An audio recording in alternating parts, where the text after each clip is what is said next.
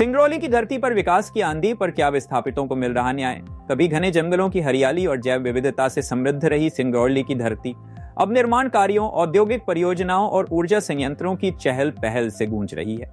लेकिन इस विकास की दौड़ में वे लोग पीछे छूटते जा रहे हैं कि वर्षों से यहाँ रहकर अपनी आजीविका चला रहे थे, भले ही वे अनधिकृत कब्जेदार ही क्यों न रहे हों। विकास परियोजनाओं की चपेट में आकर विस्थापित हो रहे इन लोगों के पास ऐसे अधिकार हैं जिन्हें कोई सरकार या कंपनी नजरअंदाज नहीं कर सकती। मिली जानकारी अनुसार भूमि अधिग्रहण, पुनर्वास और पुनर्स्थापन में उचित मुआवजा और पारदर्शिता का अधिकार अधिनियम 2013 LAR अधिनियम स्पष्ट रूप से कहता है कि वर्षों से बसे निवासी, भले ही वे सरकारी भूमि पर क्यों न रह रहे हों, पुनर्वास और पुनर्स्थापन लाभ के हकदार हैं। प्रत्येक विस्थापित परिवार को कम से कम 50 वर्ग मीटर का आवास या वैकल्पिक भूखंड दिया जाना चाहिए।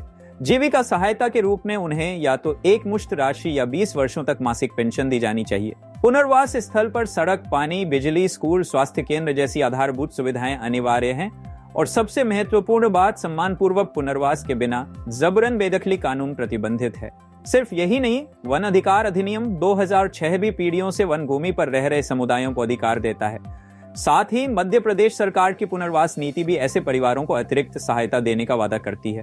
उच्चतम न्यायालय और विभिन्न उच्च न्यायालयों ने भी अपने फैसलों में स्पष्ट किया है कि बिना वैकल्पिक पुनर्वास के किसी भी परिवार को उजाड़ा नहीं जा सकता। आज जब सिंगरौली में हर ओर विकास की तस्वीरें खींची जा रही हैं, एक जरूरी सवाल भी खड़ा होता है, क्या ये विकास उन लोगों की कीमत पर हो रहा है जिनका अस्तित्व ही इस भूमि से जुड़ा था? यदि उत्तर हाँ है तो ये समय है कि नीतियों और कानूनों को कागज से धरातल पर उतारा जाए ताकि सिंगरौली की मिट्टी से जुड़ा हर नागरिक विकास की यात्रा में सम्मान और अधिकार के साथ शामिल हो सके।